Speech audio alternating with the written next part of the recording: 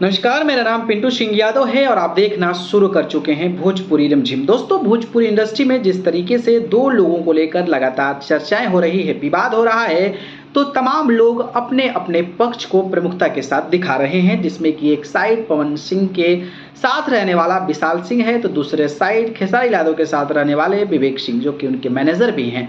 दोनों के बीच किस तरीके से लगातार वार प्रतिवार हुआ, सोशल मीडिया से मामला शुरू हुआ और ये मामला बनारस में मिलने तक का हो गया। हालांकि मामला अब जो है धीरे धीरे शांत पड़ता नजर आ रहा है, और शांत इसलिए मैं कह रहा हूं क्योंकि इस मामले को तूल देना भी एक बहुत बड़ी बात नहीं है, और ये हमारे भोजपुरी समाज के लिए गंदगी फैलाने जैसी बात है। हालांकि एक टाइम समय दिया गया था, विवेक सिंह पहुंचे हुए थे, विवेक सिंह पीछे नहीं हटे, वो पहुंचे हुए थे और मॉल में विशाल सिंह के लोगों से मुलाकात किए थे। हालांकि वो खौफ में नहीं थे, ऐसा लोगों पर नजरें बनाई जा रही है कि भाई खौफ में थे, तो ऐसा नहीं है।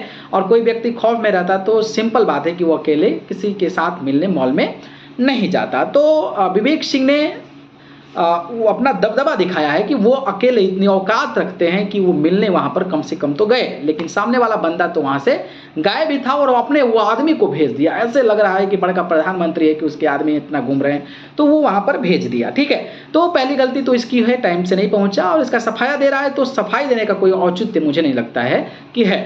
लेकिन social media, Facebook, WhatsApp, Instagram, तमाम जगहों पर उसका एक कॉल रिकॉर्डिंग वायरल हो रहा है। अब औकात आप इसी बात से लगा सकते हैं कि किसी को दूर से सोशल मीडिया पर गाली देकर तस्वीरों को, वीडियो को और कॉल रिकॉर्डिंग को वायरल करना कितनी बड़ी बात है, कितनी निचतम स्तर की सोच है। वैसा आप भी कर सकते हैं, हम भी कर सकते हैं। किसी को गाली देना है, फोन लगाए, गाली दिए, रिकॉर्ड किए, डाल दिए, सोशल मीडिया पर डाल दिए, कोई क्या उखाड़ सकता है।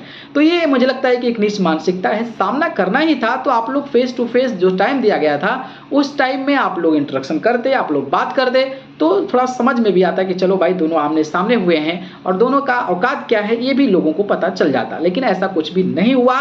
विवेक सिंह ने दिला जो कहा जाता है ना कि विवेक सिंह ने अपना दिखाया पावर और वहां पर पहुंचे और 150 लोगों के बीच सामना करके वो बाहर निकल कर आए।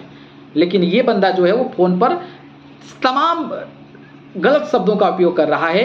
और मुझे लगता है कि मैंने आपको शुरू से ही कहा कि मैं इस सब पचंडे में नहीं फंसना चाहता हूं, पछड़ों में नहीं फंसना चाहता हूं, क्योंकि मुझे पता है कि आजकल का नया जनरेशन है, सबके पास मोबाइल है, कोई भी वीडियो बनाया, किसी को गाली दे दिया।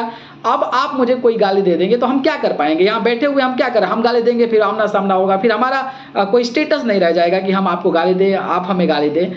इसमें कोई स्टेटस की बात नहीं है और इसमें आप बहुत बड़ा मुकाम स्थापित नहीं कर लेंगे कि आप सोशल मीडिया पर अगर मेरे को गाली देते हैं या फिर किसी को गाली देते हैं तो आप बड़का 30 मार खाओगे।